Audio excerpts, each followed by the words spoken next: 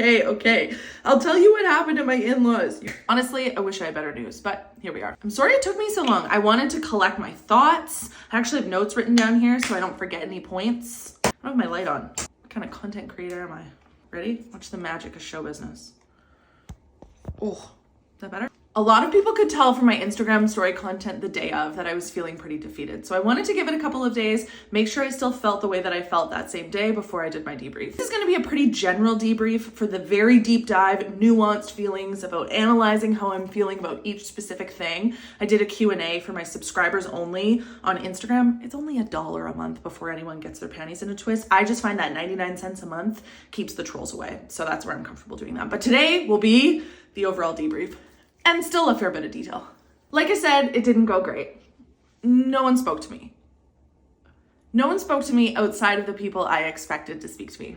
I hesitated to include that point because without physically being there, I think it's hard, especially if you're looking from a devil's advocate perspective, it's hard to imagine, well, what do you mean? Why didn't you go speak to them? All of those sorts of things. I stand 10 toes down on if you're hosting a function, you should greet the people who arrive at your function. Also understand with everything that I'm saying, I understand that I have an entire social media page talking about having a difficult relationship with your mother-in-law. So it would be expected that perhaps I would get I wouldn't get the warmest welcome, but my sister-in-law, who doesn't talk at all about her relationship with my in-laws, is treated the exact same way. So my husband and I walk up with our kids. No one gets out of their chair to come greet us or say hello. And then also doesn't speak to us for the entire duration of the visit. Granted, I was kind of avoiding everybody because they were all smoking, which I'll get to.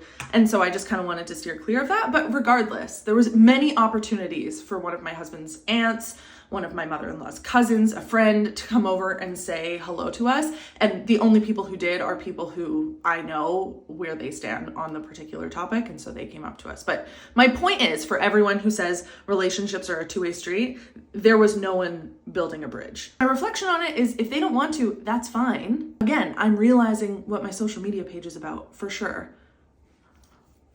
But then probably don't expect me to show up a whole ton more with my kids. Don't expect that my husband is going to take too fondly to that type of response, which he didn't. He's seen what it's like on my side of the family when we've had a family member and there's been a bit of a conflict and they come back for the first time, and how no one makes them feel uncomfortable. They just reintegrate them into the family. So he's seeing those two different examples. Item 2, my mother-in-law's best friend from, I think, high school stared and scowled at me and my sister-in-law the entire time. I actually didn't clock it. My sister-in-law clocked it and she was getting really frustrated. She was going to go over and say something. My husband noticed it, but I was like, honestly, by the time I noticed, I'm like, we're on our way out of here. Like, it's fine. Does my mother-in-law have any control over how people in her network act? No. However, us girls, we know which of our friends are likely the ones who are going to say something or have our backs to the point where they're going to be mean to the person who's been mean to us, whatever. I think once you saw me roll up, you would probably give her a nudge and say, be nice. Realizing again, you're probably going to see more of your grandkids if their mother is comfortable at the function. The smoking. There are little kids present. I know that you're outside, and I understand everyone has their different level of comfortability about this. Okay, also, if you're considering getting a tinted sunscreen, which you should, you need the Supergoop one. I'm out. I have to go to Sephora today. I wear the glow screen in, what color is it? They have tons of colors and it just gives you the best glow. I'm out, so I have to go to Sephora today. But anyway, that's what I'm using because I always get asked. I understand everyone has their own level of comfortability about this. I personally don't like how when people smoke, it seems like, for some people, just because they're outdoors, they think that you can smoke in close proximity to anybody.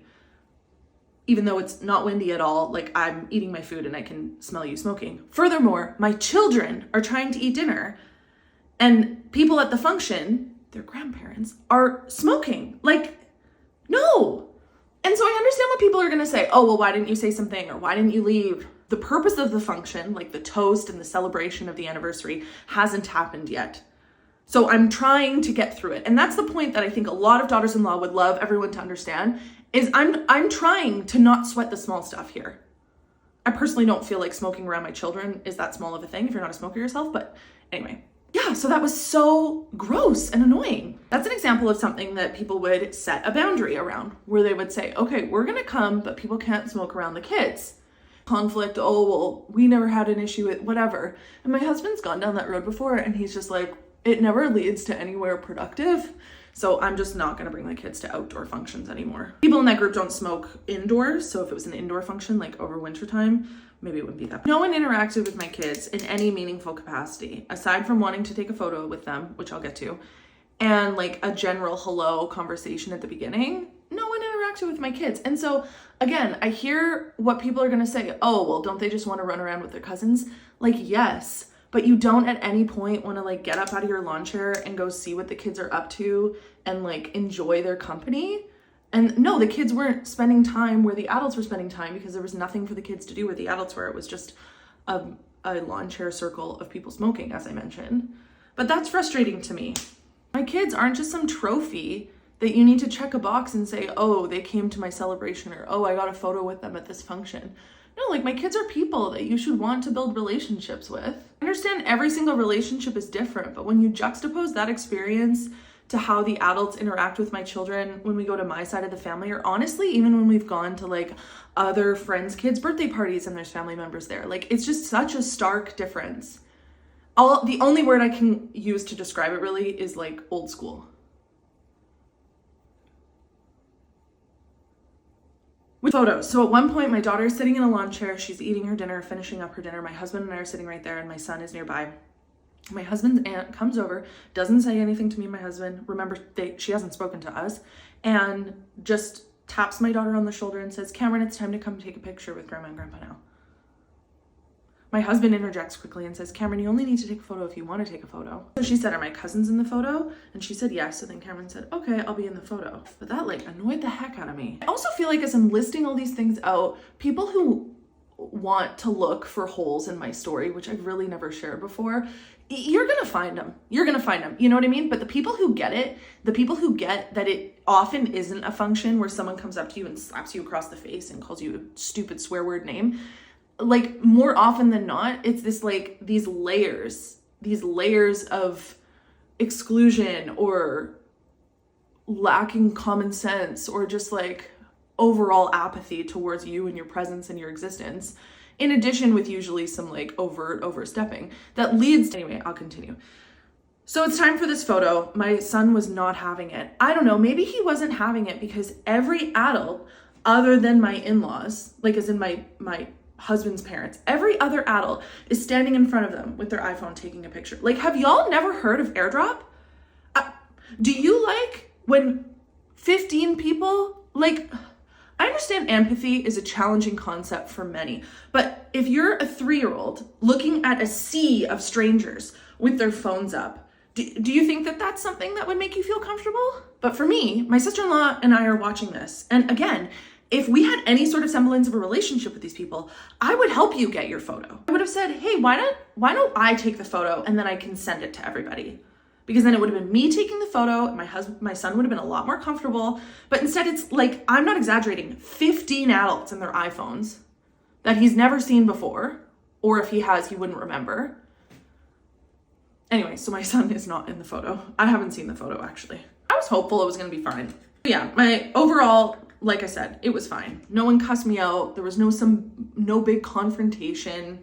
My sister-in-law and my husband's cousin's wife and I probably looked like the plastics walking around as a threesome.